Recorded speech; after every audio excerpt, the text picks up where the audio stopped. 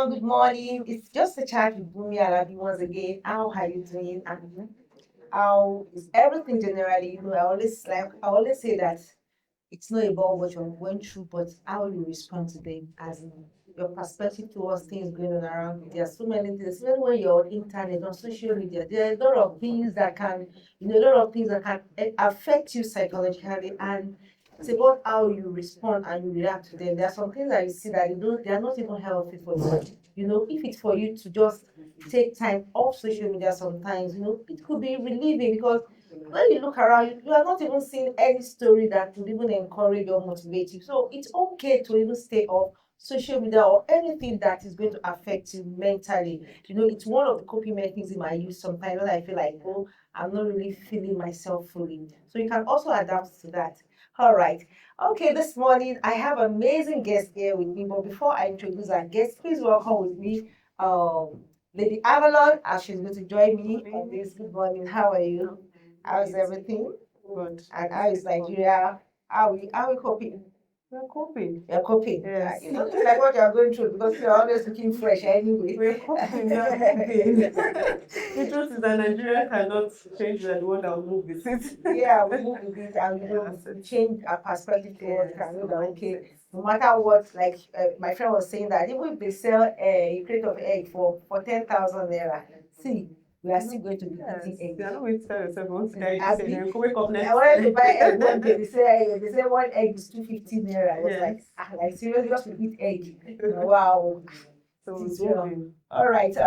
Thank you very much. And on my right hand here, I have amazing personality here, and I would like him to introduce himself better because when I went through his profile, I was like, they just for one person, but I think it would be better for him to introduce himself. But let me just welcome with you, Dr. FOLAJIMI ADEBOWALE. I believe I'm right.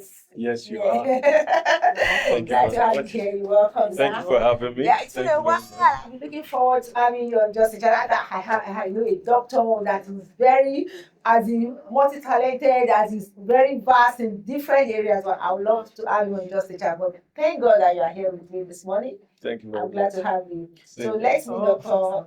Thank you very FOLAJIMI much. properly. Maybe you just introduce yourself to our audience. Okay, so the way I like to introduce myself, I hope you accept it. It's okay. I'm a cameraman. When I tell you I'm a cameraman, so I was in clinical practice for about 12 years. Then I diverted into health communications and health media. And I also co-run a digital health startup. So, but what I like part is that I get to carry camera around. That's what I like best. So what now? As in, what happened during the transition from handling syringe, to now handling camera? So what So transpired? it's not a one-day transition. So I finished from Ladoke University. Okay. I was part of the fifth set of the school. So during our time, we had issues with accreditation. We also had issues with strikes. So a 6-year journey became 10 years. Wow. So in the last 2 years, I think I was like, it's like I'll find a second career. So I started going to do music. So I was planning that once I finish like this, just leave school like this, I'll give them their certificate in the house. I'll just enter music industry. Okay, medicine was what your parents wanted for you, not really your home. No, I actually wanted medicine too because I remember clearly that I was running away from maths. Okay. So in the bit of running away from maths, I ran into medicine. Into medicine, okay. So, but when I did my house job at Lutz at Idiaraba, I realized that a lot of people were ignorant. Things that I assumed people knew, I realized that people didn't know. And basic issues like diabetes, hypertension, people do not manage them well. And over the years, they end up with end organ damages. And initially they'll be going to a private hospital, get to a point, they find themselves in a teaching hospital. It gets to a point where they begin to be admitted in the teaching hospital. And gradually they are losing the quality of life that they have. And they begin to regret the fact that they did not take care of themselves earlier. And they didn't believe that, is it not this small high blood pressure? Why am I now unable to use my hands and my leg and stuff like that? So I realized people were, quite ignorant. And I asked myself that, okay, these ignorant people, who was supposed to have informed them or educated them to have, is it the doctor? No, it wasn't really the doctor because they didn't see the doctor until they were sick. So they didn't see the doctor when they were ill, and so the doctor could not have been the one to do so. So I realized I was the media. Wow. The media is the informal school we all attend. The media educates everybody, you know. Recently, a friend of mine posted on Facebook that radio programs now are just so shallow and they are so ignorant. No content. And I'm like, yes. And I was like, those are the people educating us. You understand? So the quality of our media, you know, reflects on us as a people, even from children up to adults. So when I realized that, and I also realized also that people will always love entertainment. Yeah. You know, I remember one quote I saw from one of these popular actresses that said that nobody will open his TV because he wants to be educated. Nobody will go and switch on TV today. I want to be educated. Let me watch TV. You know, I want to be entertained. That's why I want to watch TV. Or to relax. And when we go to our social media, so we don't go to social media because we want to be properly educated. We want to go there because we want to hear the gossip, we want to gossip the now. gist. So entertainment now played something very central in it, that you have to tell a good story to know how to educate people. So I started clinical practice along the line, but you know, that theme I told you I saw in my housemanship was a recurring event for all the years I practiced. You keep seeing it. Then I, you know, began by myself to see what can I do to equip myself in that regard. So along the line, I just, okay, I think it's high time we make a switch, and eventually we did. And ever since, we've not had reason to regret it. Wow. So now it's like you are trying to create an avenue to sensitize people with the measure, preventive measure, because I saw in one of maybe your profile that you practice more preventive measure in or maybe some behavior. I don't know the way you put it. So preventive and curative, right? yeah, so part of what we do is what we call social behavioral change. Okay. And that is changing people's behavior Okay. or documenting. So in 2015, I tried putting a pilot episode on DSTV then. It didn't work out. But some of my friends who were in the non-profit area saw what I did, and ever since they've been calling me to come and work with them in the non-profit sector. Okay. So most of my work so far, ironically, I'm not yet strong on social media. Maybe tomorrow I'm very strong on social media, but not yet. But most of my work so far has been with government agencies. They're non-profit that work on health issues, health interventions. So we get to do some form of knowledge management, documenting their activities, documenting what they've done, you understand, and stuff like that. So that's what I've been doing so far. Wow, that's interesting. Well, we believe that spending almost 10 years in the medical line and like 2 decades practicing medicine, I believe there are still some things that it can't just wipe up like that. No, you understand? skill is always there. Your skill is there, you know, and so now looking at everything generally, now there are a lot of things going on around, even especially with the economy. You know, a lot of time we're talking about mental health, mental stability, you know, because we believe that it's someone that is mentally okay. You know, a lot of time that we don't even know that we need to see a physician, we need a doctor. You feel like you're okay, you know, and you don't even check our vitals, you don't check some things, you know. So I want us to start with maybe sensitizing us about some maybe little measure we need to take, maybe preventive measure to avoid all these ailment that can take people off, that look so minor and can just take people off just like that. So just give us a brief into that. Okay, so there's a quote by an English doctor that says that the first duty of a physician is to make sure that his patients do not take drugs. That's the first duty of a physician. On that basis, it means that the role of a physician is to make sure that your patients are healthy all the time.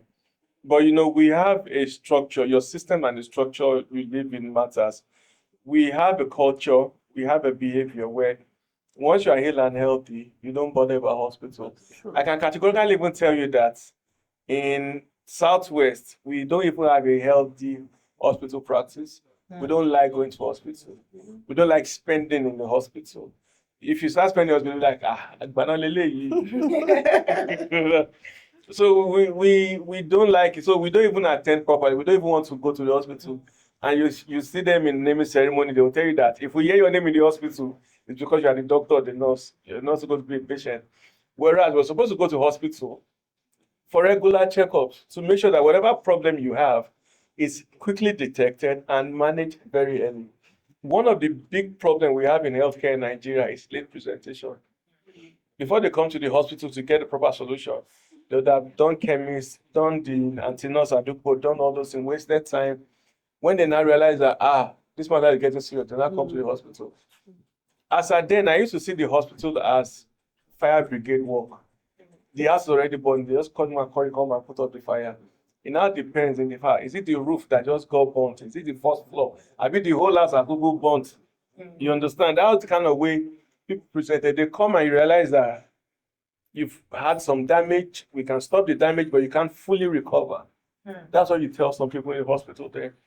And that was really bad. So we have a situation where we don't have a culture of going to hospital for regular checkup. Then in practice, if anybody comes to the hospital and says, Doctor, just check me for head to the toe, I'll be like, who died? Somebody close to you died. You now got afraid. You now ran down to the hospital. They'll be like, how do you know? It's a pattern. So before then, people won't bother. But I think we need to begin to encourage people, especially those who are 40 and above. Let's be 30 and above now. You understand? To have annual checkups. Know your family history, because a good number of these diseases are hereditary. Then pick it on time. Because a good number of these diseases, there's what we call reversible and irreversible damage.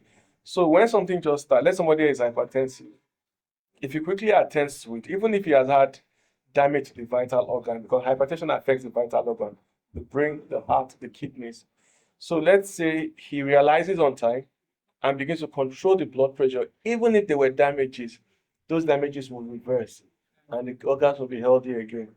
But if that person delays, is hustling around and neglects his health, does not properly take care of the blood pressure, that blood pressure affects vital organs, the brain.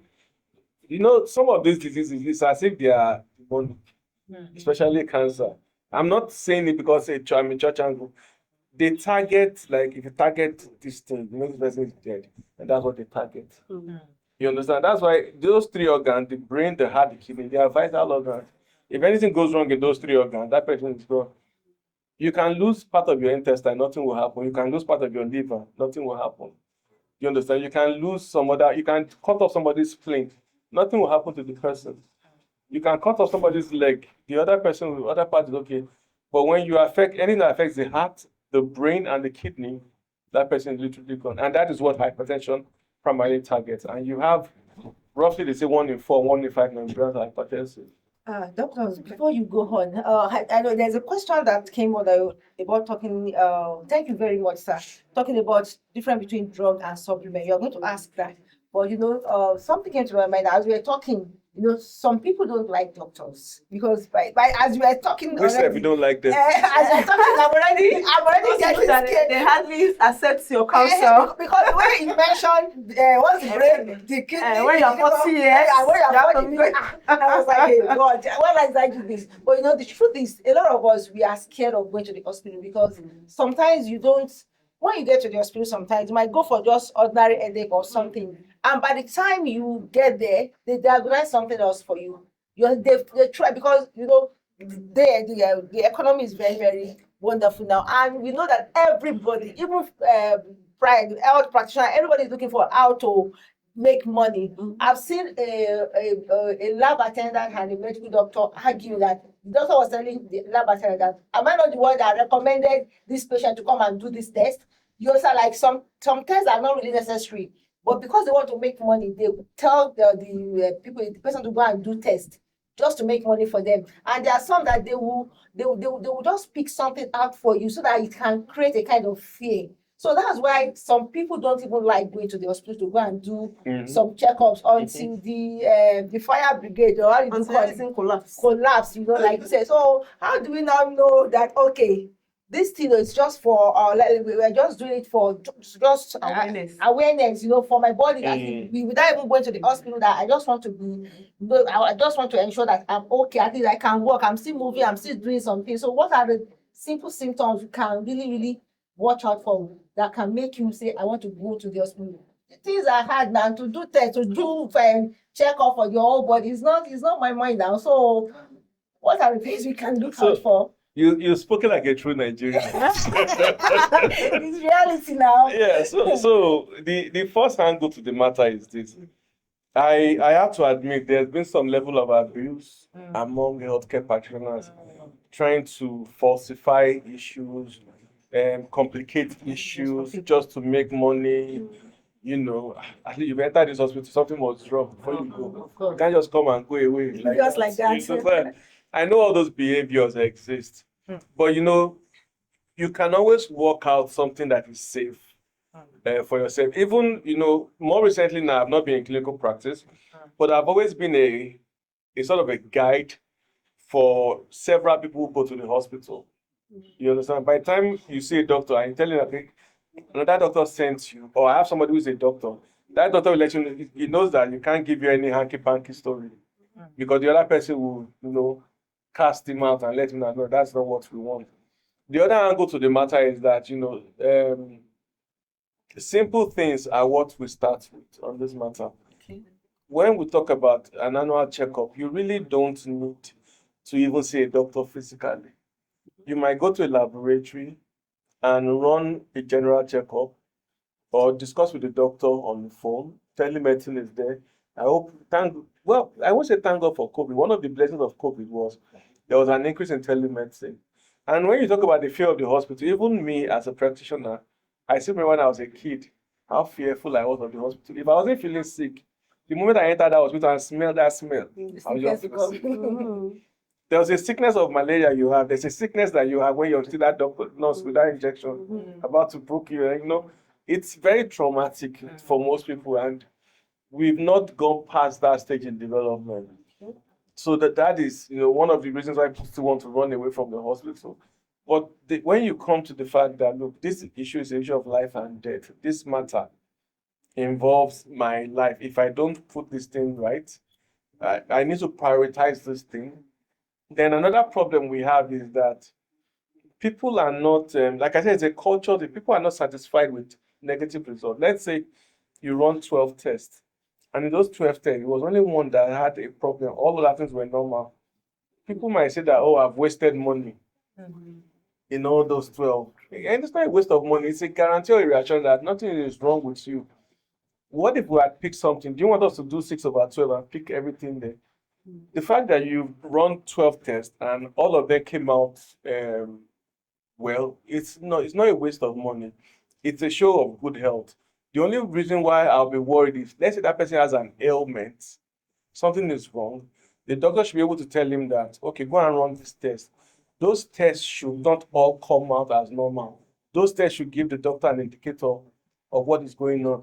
So if he runs maybe the doctor runs some basic tests, and all of them are normal, you are still having those issues, they might refer you for more advanced tests. Now, those more advanced tests are more expensive. And as at the fact that you've done the basic ones, and those basic ones were normal, will now justify the cost for you spending much more. So let's say the test 1 to 12 now can cost you maybe 40,000, but from 12 to 15 can cost you 200,000. So that 12 to 15, which is just about 3, let's leave down, do the 40,000 naira ones. If all of them are normal, now you didn't see anything, no. But you see this 3 to 5, you spend 200,000. Let's run those tests and investigate and know what the problem is. If a doctor tells you that, okay, run everything all together, it doesn't make sense, because for some other people, you could just 1 to 12 and they find out what the problem is and they save you spending money on that 12 to 15. So it's all a issue. But one of the problems I will admit that our healthcare workers are not good at is the area of communicating to the people. That is a problem of training. They don't train mass comm, they don't bring mass comm into medicine. Although we've been advocating for it much more recently for the last 10 years to help doctors be better communicators. The other angle is the patient load each doctor sees. So when you have this big high file on your table and you're coming in, you try to balance them not turning you to a counselor because some patient will come It's in part and of your work. counselor. It's part of your work as doctors. That you should have this counselor trait as one of it. Is Yeah. maybe It's part of you have to communication be skills. you have to be empathic. There are So 65 people still waiting. you have to be empathic. So why do you want to just So see them we and have- you want to just hurry You them have to up? manage time. It's part of killing. Some patients don't even like it. It's part of killing them too. So it's not a problem for the doctor. It's a system issue because there's no appointment system. I remember when I did my job in Lut then. Patients arrive in Lut as early as 5, 6 a.m. in the morning to collect card. As early as 6 in the morning. So by the time I get there by 8 or 9, just see that crowd like this. Get there by that 8, you won't leave until maybe 6 in the evening when you see the last patient. You understand? So the doctors are clearly overworked. And that's why we don't have writing. And that's why they are running outside the country. Yeah, for those who want to run, let them run. They will jack by that when they are tired. Thank you, doctor. There's a question I would like to ask, but maybe towards the end. But I think let me allow you ask because there are a series of other questions. As I group them into three areas. Number one is the drug and supplement. Number two is menopause. Okay. Menopausal symptoms in women, and number three, sex drive in maybe sexless relationship. Mm-hmm. The effect of sexless relationship on the man or the woman. So I think we're going to base a question on that. So let's go with the first one. Okay, the first question, I looking at the supplements issue.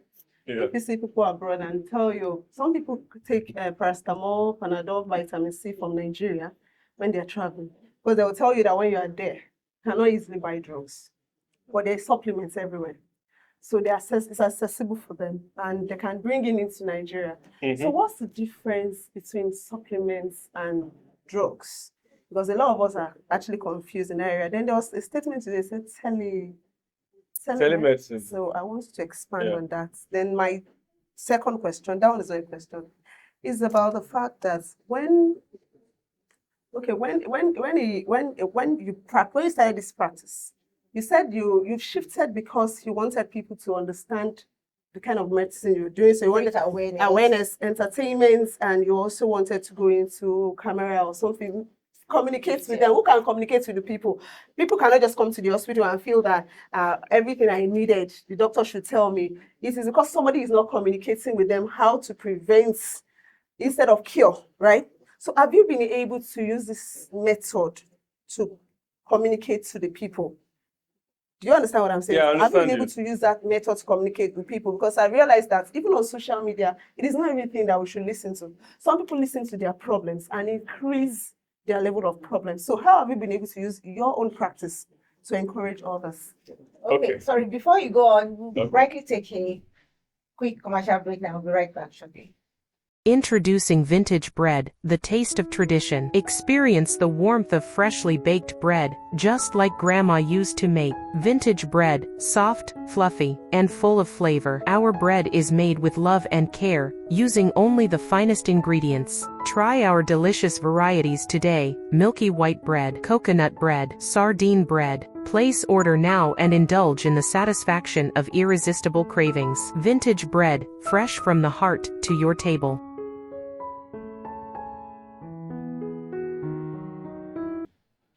Welcome back. All right, so doctor, to the question. All right, thank you very much. So telemedicine, first of all, is just making use of technology to enhance consultation. Your doctor can be in Lagos and you can be in Abuja and you can have a successful consultation. That's basically it's a video call. Okay, sometimes it could be an audio call, but preferably a video call. During COVID, we have a lot of people who go to the hospital, but they need to see their doctor, and that was what they did for most of it. Now, concerning what I mentioned earlier, now you would realize that you will see American movies or series. Some are medical, all true medical series. We have House, we have Grey's Anatomy, we have The Good Doctor, we have Amsterdam, a lot of series like that. And those programs improve the knowledge of the American audience when it comes to health. And this has been scientifically proven. They've done research on it. Do you understand? That before the program, during the program, and even 6 weeks after the program, that there's this good form of knowledge retention when you watch those things. The problem I've observed with people is that when you have cough and you go online to go and check cough, they will see normal cough, they will see up to lung cancer. But you see, we have a mind that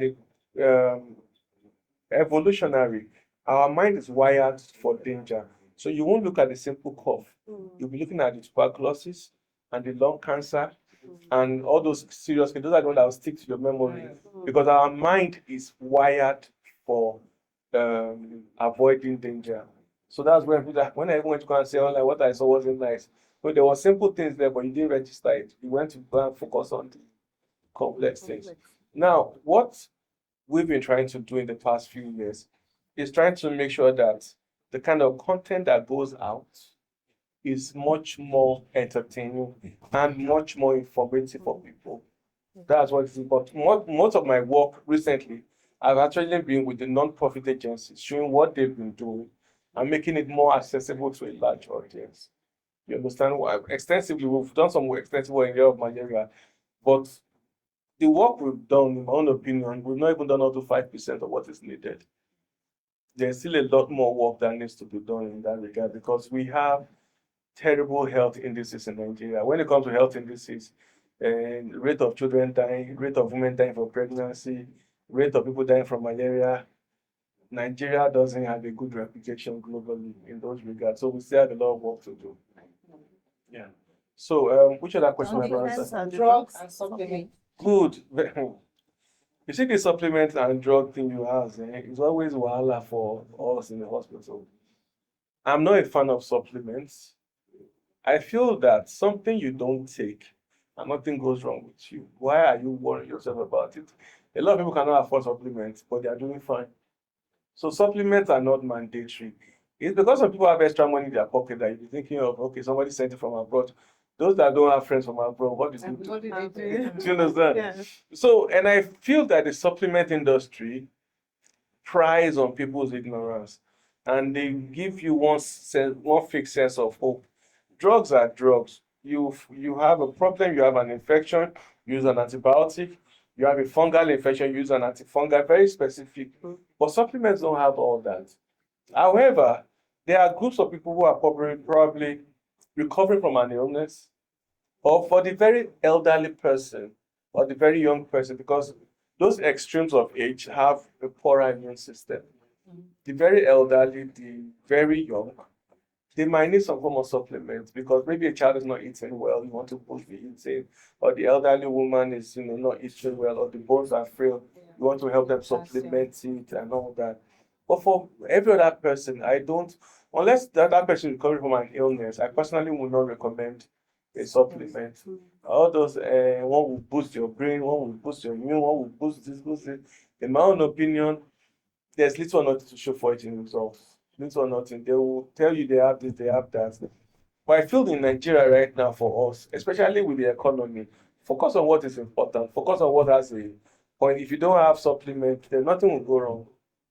So, is there a supplement to supplements? Natural thing to take if you don't want to take. So, if you can On afford. your way to, you said if you're getting to a particular age, on your way to preventing all those things, there's something you can be taking. Is it natural? Is it So, natural? you Just see, give yourself- one of the things that we have in Africa is that our African meals, our foods are more than adequate. If somebody is not doing fast food and doing Americana and all that, they know what they're looking for. But what we have as basic food, our basic foods are rich in everything we need. They are balanced diet. But most of the foods that are grown now, they are organically grown food. So how can you? I saw one video of an apple that was injected and they covered it. And in a bit you want to eat fruit, you are eating something that is already No. organically planted. Yeah, so I think what you want to mention is the genetically modified modified food, fruit and which are still not legal in Nigeria. So the organically grown one is what we all know from the outset. But the other question about food is the issue of preservation. How do you preserve food? For example, now you bring in apples from South Africa. Those apples have been, the regular apples we see are not planted, they are imported. And they've been coated with a wax, which I believe is an edible wax. You understand? It's an edible wax. So, wax will not be digested, goes in and goes out. But that wax preserves the apple from not rotting and being able to make that trip from maybe South Africa to Nigeria. You understand? So there are some form of preservative in foods that are okay, like what I just mentioned. But there are some preservatives that you see them doing some very funny things. But we have a modern society. We live in a city. We are city people, right? Yeah. We don't have garden, we don't have fruits now. So we have to do what they have. And sometimes that's why some people believe that quality of life in the city is not that fantastic than quality of life in the countryside. And that people should even once in a while travel out of their city back to the countryside and watch how they can get fresh food. Possibly you can do some hydroponic planting and hydroponic farming and have your own food. So altogether, I think altogether right now, we don't have much challenge with genetically modified food the way they have in developed countries. I remember there was a time ShopRite ran into an issue when they brought some. But let's be sincere, how many of us will go and buy food in ShopRite? You understand? Me as an Egyptian man, no way. I will never. True. You understand? I can easily get it. I can get the fruit. I'll go to a fruit market to buy it. It's cheaper, it's organically grown, and it's more affordable, and I can do that more consistently. Thank you very much, Doctor. Yeah, so let's go to the question that some of our audience sent. He said, the doctor said that if an adult male doesn't engage in sexual intercourse regularly, that he has 90% chances of having prostate cancer. How true is it? And how can this be prevented, even if it doesn't involve regularly? And the third one, if there are no means for him to get involved regularly, what is an alternative means for him? Masturbation? Question. So that's a 3-in-1 question. How true is it? Is there 90% chance of having prostate cancer? Can it be prevented if it doesn't involve regularly? And there means we can ease out. Okay, so you see, this kind of question, I see them as set of questions. Okay. Because you see, in reality, we are different humans. We are different beings. Some people naturally can do just 4 hours of sleep and they're okay. Some of us can't function well even if it's 6 hours. If some people don't sleep 8 hours, they can't be okay. There are people that have not ever smoked anything in their life. You understand? Oh, sorry, there are people that have been smoking for 20, 30, 40 years and they never got lung cancer. And there are some people that just smoke for maybe 5 years and they end up with lung cancer. You understand? But you see, in medicine is a science that is attended to the population. You have to see what happens in the average. The mere fact that somebody smoked for 40 years and they have lung cancer does not mean that smoking is okay. And if you look at the data, that person might be a minority. Majority, when they smoke, they will end up with lung cancer or COPD or some other issues. So there's what applies for general health. When it applies for general population, it doesn't mean everybody in the country or everybody involved will have the problem. Prostate cancer, there are basically 2 types. There's the benign and there's the metastatic, which is the cancer itself. The benign is just what we call hypertrophy, just like fibroid. So fibroid itself is a tumor. But because the fibroid tumor will just stay in the womb, in the uterus, it doesn't go into other parts of the body. It's minimal. So the benign prostate too does the same thing. But there's the malignant one, which we all know as cancer, where the tumor started in the prostate. Before you know it, it's in the lower backbone, it's in the kidney. It will get to the liver. It will just spread around the body, and that's very destructive. So those are the ones people are worried about. The issue of attaching sex to it, to me, I'm not an urologist or that specialist in that regard. It's not clear science. You can't primarily say that, if you don't have sex regularly, you will develop it. That means that all Catholic priests should have it. And I don't think that is realistic. You understand? Apart from Catholic priests, then what about men in prison who have been incarcerated for long? Do you get my point? So it's not factual science to say that. You could say that, okay, if you do this, if you don't have sex, you have a higher tendency or a risk to develop this problem. It doesn't mean you will develop it. It just means that you are more likely to develop it. You understand? That would be a fact. So it's not a case, medicine is not a case of action and consequences per se. It's a case of if you fall into this range, if you go and do this, when Yoruba they say that follow on long Google. That's how it is. If your name is not follow on, you can Google. Of course. You understand? But if you are following on show and you want to go and Google your point, you end up with prostate cancer. Do you get my point? So, and that's why family history is very, very important. That look, if you know your family history, if you know that this killed this person, family or that, you have a tendency to develop it. Like breast cancer now, first degree relative is a problem with breast cancer. So if the person's mom has had breast cancer, the child should be careful also on how to prevent it. Not that the child would have it, the child has a higher tendency to have it. So what I think that science must, that discussion must be that when men do not have sex, there's a tendency that will have a higher chance of doing it.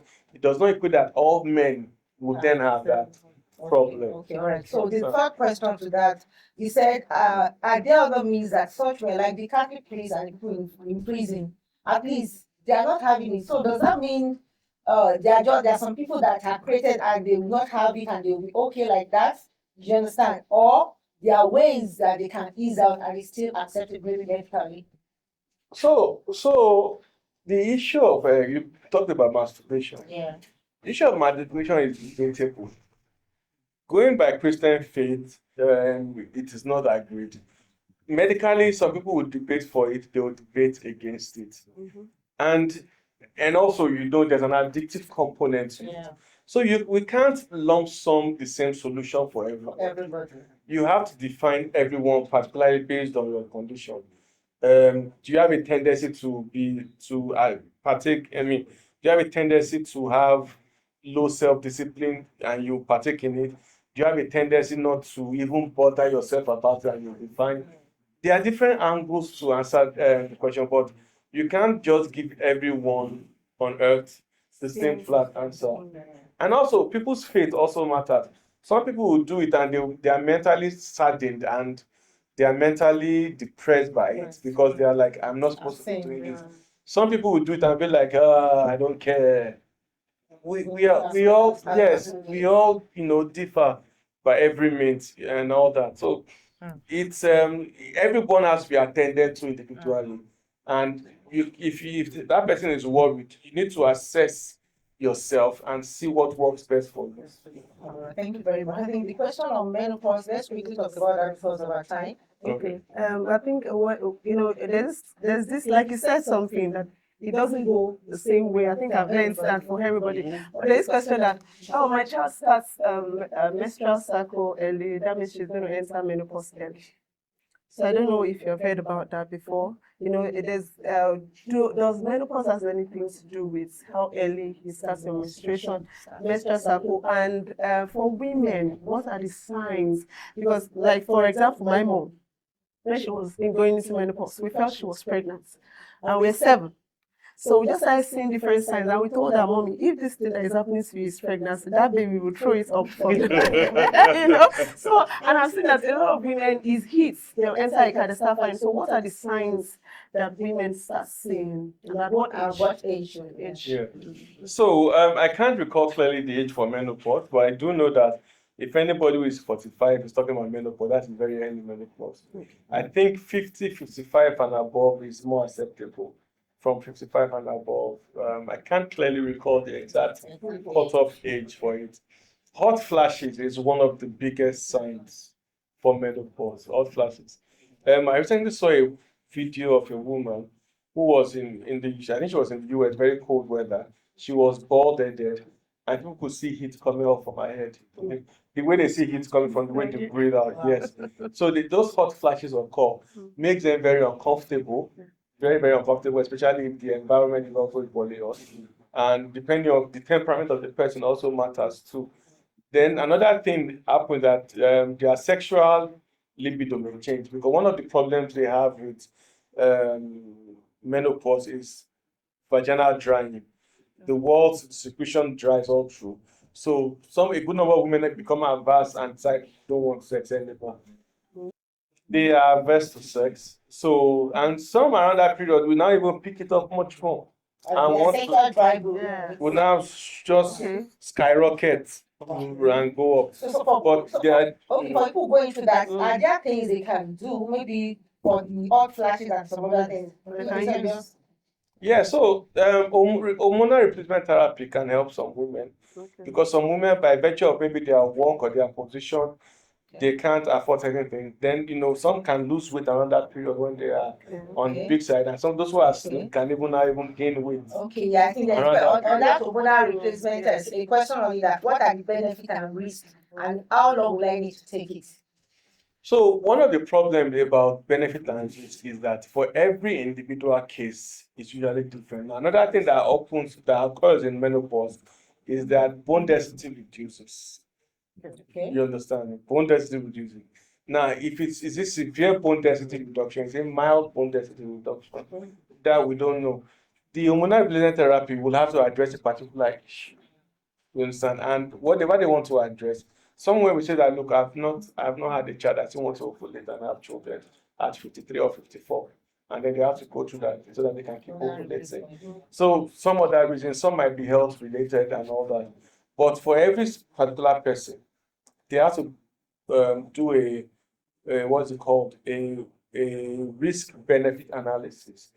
If that person is diabetic or hypertensive, it's not even encouraged for them to go for it. Yeah. So you can't compare them with those who don't have those issues. So for every individual, you have to consider the risk involved and the benefit they will see. And that's why I said it's hard to give a general answer. This is not like a car. If it's like, okay, Toyota Highlander 2022, what are the risks and benefits? You can give a general answer because all the cars are the same, you understand? But for humans, you have to consider the different issue. What if that person had ulcer before? Is that person diabetic? Is that person is he a breast cancer survivor that now wants to undergo hormonal therapy? So all that together. Thank you very much, Doctor. Yeah. With the question, she was asking a question that does that mean early menstruation leads to early Yes, menopause? no, it does not. Early menstruation does not lead to early menopause. But what I do recall is that a long window, early menopause and late early menarche, that is early onset of period, menstruation, and late menopause, exposing a woman that long might increase the risk to one of these cancers, I think ovarian cancer also, if I recall clearly. Yeah, so there are some regards around that area. Then women that don't have children that don't breastfeed also there is an increased risk for them. Like I said, it's an increased risk. Not that everybody that's possible. So, but I don't think that early menarche leads to early menopause. No. Thank you very much, Doctor. Before we allow you go, I know you are a spiritual person too, and you believe in some spirituality, and you made mention of some things in the course of your discussion. What's your take on divine healing and medical, as in medical line? Because we've seen cases whereby doctor will say you go for all this checkup, doctor will tell you that there's nothing wrong with you, and the person will be seeing some symptoms and you'll be saying, I'm not feeling fine. And over time, maybe the person might now go the spiritual route, praying, doing all sorts of things, and the person will just feel like, see that the whole thing disappears. So, what's your take? Do you think there are some ailments that these doctors cannot really handle? As in, when the doctor really draw that boundary that, okay, this thing is not really medical, go the other route. Are there cases like that you've already encouraged your patients to go the other way around, that, oh, medically you are okay, but I think spiritually you need to just take another route? Thank you for that question. Very interesting. I'll tell you a short story before we start. Briefly, because of our time, sir. Okay, better extend your time. So, about the time I finished medical school, I had a cousin who was in the UK.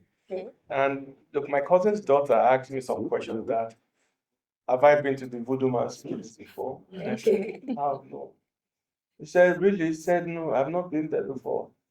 At the end of the discussion, I realized that because her mom, my cousin, watching a lot of Yoruba movies, and in all the Yoruba movies, not one, all of them, whenever they leave the hospital, they have to go to Babalawo's places. They've never done a Yoruba movie where they leave a private hospital and go to a general hospital, a teaching hospital, which is the reality. They always leave the private hospital and they go to Babalawo's place. In all the Yoruba movies. And that's what she saw in the UK. I felt that we and Babalawo used to work together. So in medicine, we say one thing, we say never say never. You understand? Because science has not clearly answered all the questions of cell medicine. There are some diseases up to now that you don't even know the cause of those diseases. You understand?